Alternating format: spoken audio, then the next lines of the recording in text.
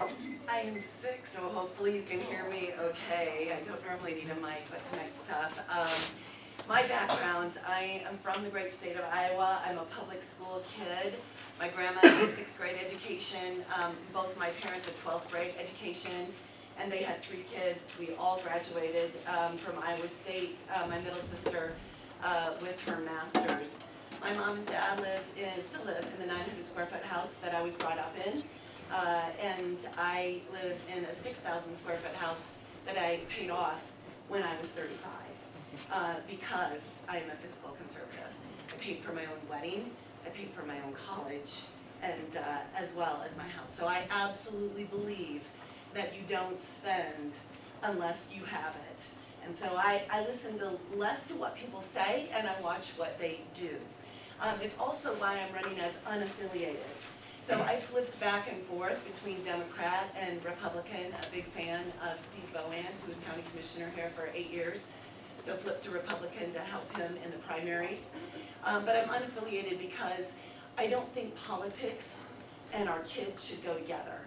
And I don't want to be distracted by politics and not being able to choose the best thing for our kids. And I've also been supported. I was asked to run by the teachers. And as you can see by the graphs, the incumbent slate, that pink right there, that's all of the out of Douglas County money that is funding their campaigns. So it's not people who live inside of Douglas County that is helping their campaigns. It's outside money. And so I am proud to say that I have been a volunteer for 8 years, raising over $500,000 spendable money in Roxborough Elementary and Ranchview to help with these cuts, and it's being supported. The union asked to fund my campaign, and I said no, unlike the commercials that you're seeing. I am not funded by the union, and I am not beholden to any organization. I want to be very clear that children are first, and I will not be skewed by any chits or favors from anybody who gives money to my campaign. I want to be very clear that the focus is on the kids.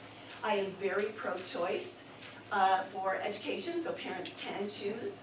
I am also very much for pay for performance. I am a sales rep. If I don't sell enough software, I get fired.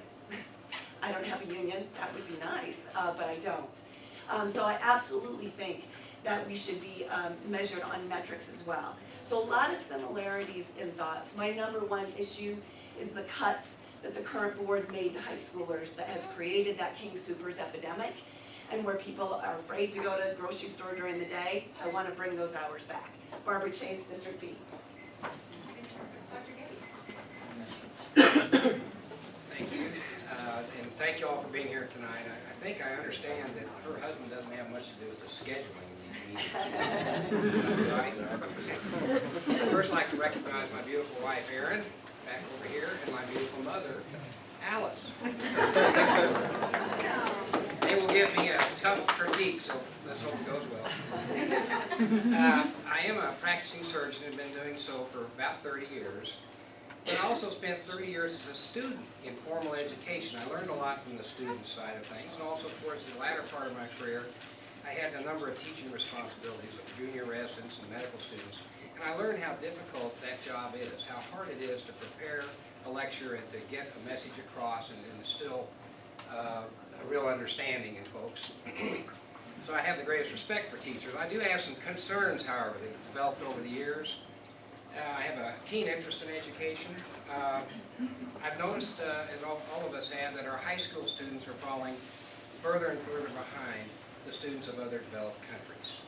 And this should alarm all of us. I've noticed some educational difficulties with my own children, and quite honestly, I felt it was due in large part to some teachers that they had that really weren't doing a very good job, weren't very inspiring. And as a regent, I'm serving as a regent currently, I spend most of my time promoting academic freedom and intellectual diversity, but I also noticed that a lot of the students coming to us at the university were ill-prepared for college. They were ill-prepared particularly in the basic academics of mathematics, reading, writing, and expression. What is the cause of this deterioration? Well, it's multifactorial, but I have to think that one of the major, if not the major cause, is the teachers' unions. The teachers' unions promote mediocrity. Why do they do that? Or how do they do that? They place the teachers and the union first, and they place the children and parents last.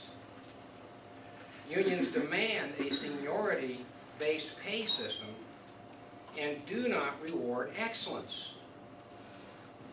The system protects and retains underperforming teachers.